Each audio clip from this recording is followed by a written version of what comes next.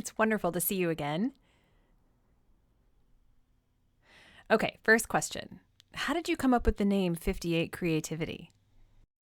Well, when I first established my business, I had been freelancing and didn't have a separate business name, but I needed one. So I wanted to have some nod to the deaf community in the name, not something wildly obvious, but something subtle.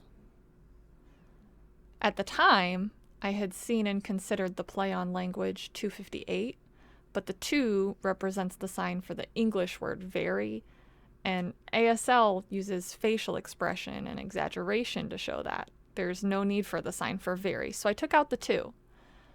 And that leaves 58, which represents the hand shapes for the signs interesting, discover, and to like. So the name represents discover creativity. So there you go. That is so cool to have a personal connection to your identity, your experience, your journey in your business, because it really shows in your work. So I wonder, because I always love learning about different people's stories of how they Oh, you're started with freezing. their first taste of Can you start over? creativity. Oh, it's okay. I'll repeat. I always wonder how, of all the amazing artists out there, how did their journey start? How did you get into your art and creativity? What was that first spark for you? Like most people, I started drawing as a child. But what really stoked my passion to get into the arts was in high school. Freshman year, I took a TV production class taught by Yoon Lee, and he had required each class to make their own movie, and each movie needed a poster. And that was the point that really lit my fire. Fortunately, my dad knew the basics of Photoshop, not at a professional level, but he was familiar with the tools, so having access to those, I took off running learning how to use it. And then on top of that, I took other courses like graphic design, photography, and since then I've just continued to pursue the arts. Did you know you wanted to be a graphic designer or? Before I started at Gallaudet, I wanted to become an art teacher, but vocational rehab didn't approve of that path. So I pivoted to graphic design, hoping I would be able to do that instead. And fortunately, Voc Rehab was supportive. So that's what I moved forward with. But at the end of the day, the motivator behind it has been my passion for art. Digital art isn't something that people are familiar with compared to traditional arts like painting, drawing, and photography. But your digital art is more new. Well, not new. I mean, it's been around a while as a hot career. How did you develop your style? The way I arrived at my style has to do with my time after graduating from Gallaudet. I spent that first year feeling pretty burnt out. I was still doing some art here or there, but that's it. And then it just came to me. I visualized showing that moment of looking for inspiration and having it wash over you. I wanted to show that concept to people in a visual way so they could see it how I did.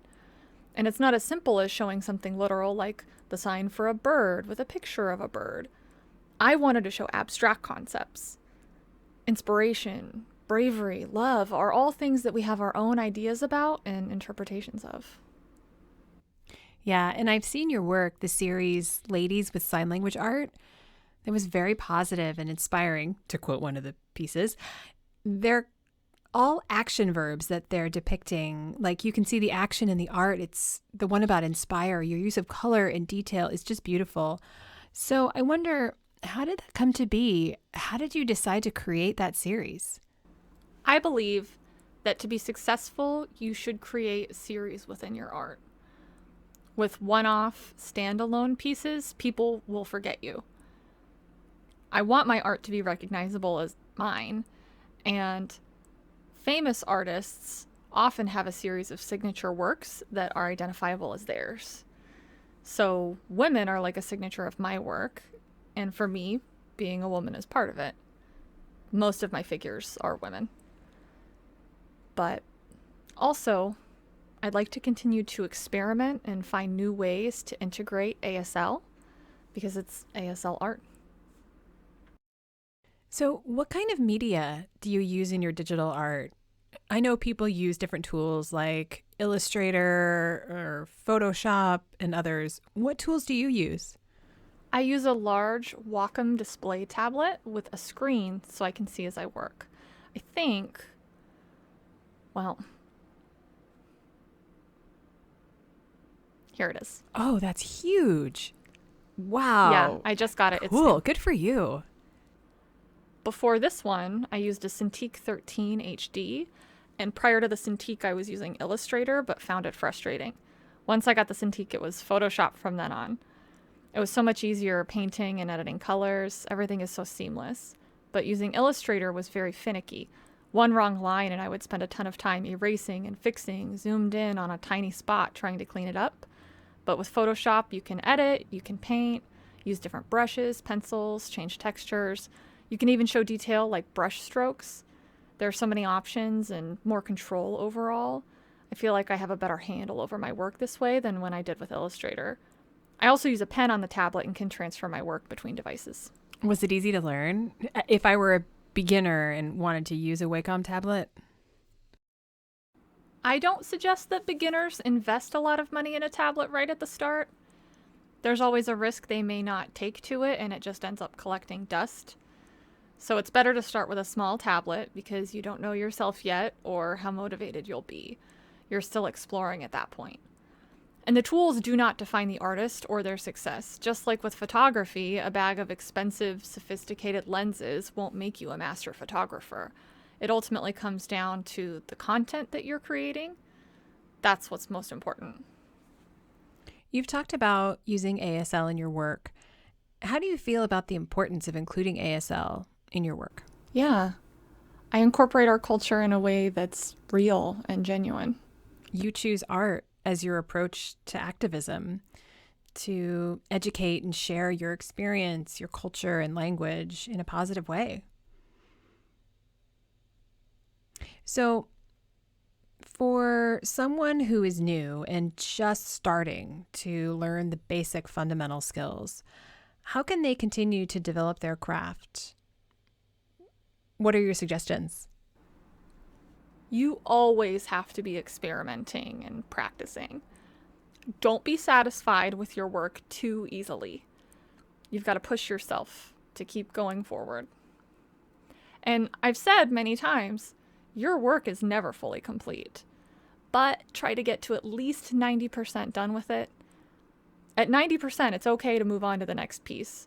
As you keep making artwork, you'll get better over time and can eventually look back at an older painting and see how your skills have improved. So you have to keep going and seeing the potential in your work. Keep improving. And you can't invest everything you have in one piece. You'll get stuck trying to make it as perfect as possible and you'll never move on. You'll never be satisfied with it.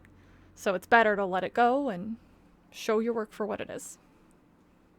As artists, we develop different skills within our field of art, but it's not just about the art itself. We have to learn different hats like business, marketing, sales contracts, research, professional development, reading books, all the things. I think not a lot of people realize the amount of work that goes into art. It's not just a painting or a piece of art. It is so much more than that.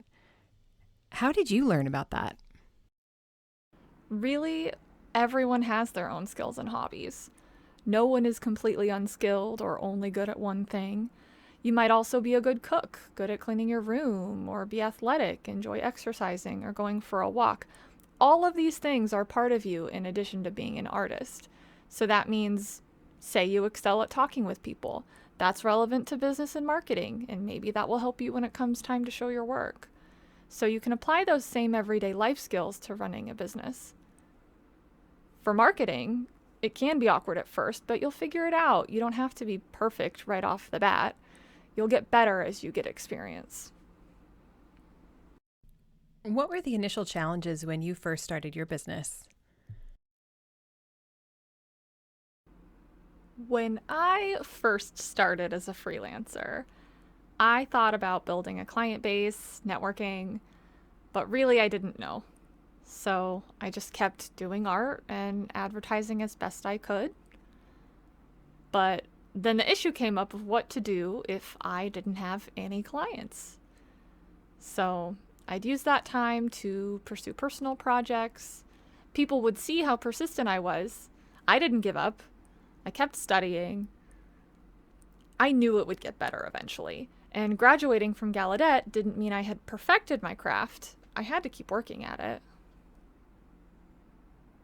So you set up your own business and learn new skills like how to market yourself through different websites, Instagram, Twitter, so many things. Every artist has their own platform for how they promote themselves, all the while continuing to produce their work. The creative process continues. And while that's happening, you need to make sure that your work is still on people's minds by marketing. So what I wonder is, how did you decide to use Twitch for live streams? And would you mind explaining what Twitch is to those who are unfamiliar? So Twitch is a live stream platform. You can live stream the same way that you might with Facebook or Instagram, but as a platform, Twitch is the best, particularly with how chat is integrated. You can interact with your audience, and in my opinion, Twitch is better than Facebook Live, where I'm more likely to miss a comment and feel more disconnected with the audience. I feel like I'm behind in Facebook Live. With Twitch, though, it's much easier to keep an eye on the chat. And Twitch isn't my primary platform. I started using it a while ago as a way to promote my work, get to know people, or, if I was drawing alone and feeling a little bored, I could always invite folks to watch along with me while I work, which is nice. Now I primarily use Instagram and Facebook to promote and share my work. So I wonder, as you know, COVID-19 is impacting everyone everywhere. Has it had an impact on your work, or have things been pretty consistent? Yes, it did impact my work. When the pandemic first started, I was working on a big unannounced project, but I found myself wondering what people wanted to see. What I mean by that is, rather than quietly working in the background, I wanted to work on something more visible that could bring positivity and that allowed me to post more often. I knew if I continued to focus on that other project, I'd be quiet for weeks at a time. People wouldn't hear from me, and I didn't want folks to be wondering where I disappeared to, especially during a time when everyone needed uplifting. That's very considerate of you. And obviously, you have a good relationship with your audience and your fans that support you. I also just noticed that you have new flashcards out. Congratulations. Yeah, thank you. I did also see a picture that you did of the fingerspelled alphabet, The poster. but with a more appropriate angle, because we usually see it depicted from a really unnatural, awkward angle. So you fixed that. And also the flashcards. Would you tell us about the hand-shaped flashcards? Yes. Folks had been asking for some hand-shaped artwork for a while, but it had to wait until I had time to work on it. So finally, I was able to make that hand-shaped poster, and when I did, I knew I wanted it to feel new and colorful. I wanted my art to be something people could use. So I went in knowing that there were already some resources out there, but to be frank, they were old and felt outdated. I wanted something fresh and new with more variation. It's nice that people like my work. That's good. The other thing is the ABC cards, which include letters A to Z and even numbers up to 20. Again, this came about because people had wanted hand-shaped cards, but were having a hard time finding deaf-created products. A lot of what they were seeing were produced by hearing people and not deaf artists. I was so glad to contribute with this project because there really aren't enough deaf-created educational materials out there. Yeah. And how cool is it that your cards have become a collector's item? So cool. On the poster and the cards that you made, the hand-shaped artwork is just beautiful. You also have a line of personal greeting cards that say things like thank you, and there's another one. What is it? Support? Congratulations. Oh, congratulations. Yeah, that's a newer card. So I hope people take note and go buy your work. I have to say, I really appreciate and respect your work. I saw a vlog that you released recently during a hot conversation about artwork and deaf art in particular, because in general, it's not common that there are many deaf successful artists out there. Still, there are some and there's progress being made, but the definition of success varies. Many, like me, are frustrated with companies or organizations or people not respecting deaf artists for their work, not seeing the value or the worth of their work, that it doesn't deserve fair pay. Why is that happening? Do you have any idea why? Yeah. I'd like to see artists receive the same treatment as other professions and not have to have another full-time job, say as a teacher. Because being a full-time artist carries a lot of risk. There was risk in it for me. You have to be able to be patient, and by that I mean you have to have money. There's a reason the phrase starving artist exists. People who enjoy this work do so because they like to be creative. They like the challenge. Creating art isn't a quick process. You can't just wave a magic wand and have art. It takes time. And there's a whole process of developing ideas, and sometimes you run out of ideas or you face a creative block.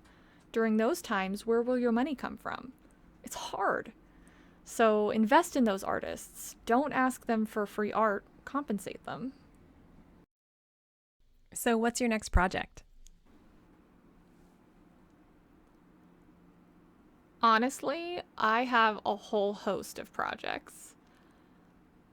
I have a list and I work on what I feel like working on at the time. Right now, I'm still working on building out my sign shape series. So when I've done some more and I feel satisfied with that series, I'll be ready to move on to the next series. I may go back to children's books next, maybe. Well, I look forward to seeing what you do. Really, I can go wherever. That's what I like about art, is having tons of ideas in your head and trying them all out. So speaking of, how do you get your ideas? Really, if an idea pops into my head, I have to write it down immediately. Even if I'm in a dead sleep, I'll wake up and grab my phone to type myself a little note, and then I can add it to my list of ideas later. Being on the list, however, doesn't mean I'm going to do it right away. It's just there on hold until I feel ready or until I have the skill to complete it.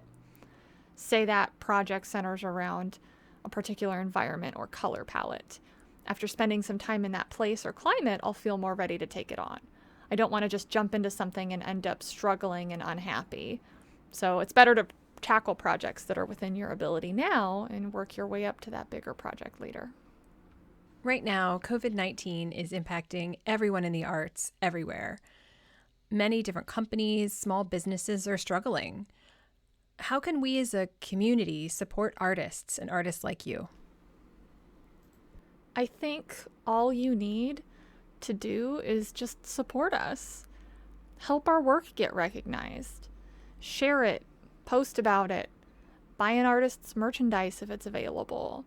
You can support artists in that way if you're able to. There's no special or different way to support them. Just do what you can. As you know, all artists, myself included, struggle with, well, we want to be the best of ourselves, known for our skill, not for being deaf artists, because that brings a very specific image to mind of Divya. Would you consider your artwork Divya? Yeah, about that. I think categorizing us as deaf artists makes sense to me. I don't know that I feel the need for the label Divya, so with my own work, do I consider it Divya? No, it's ASL art. That's ultimately my preference. And that label, it shouldn't be determined by others. So we're almost done with the interview. And at this point, what we like to do is ask you a few final questions, something fun to wrap up the interview. What's your favorite sign? My favorite sign, I know I'm not hearing, but people often talk about their first word, and I signed as a baby, so my first word was flower. But that was when I was a baby. But for right now, I'd say my favorite sign is inspire.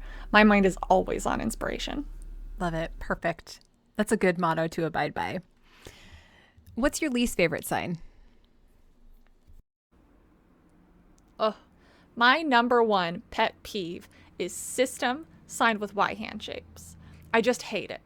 When I see it signed like that, I think, what? Oh, that's so wrong. You're supposed to sign it with S's. All right, what's your def bing?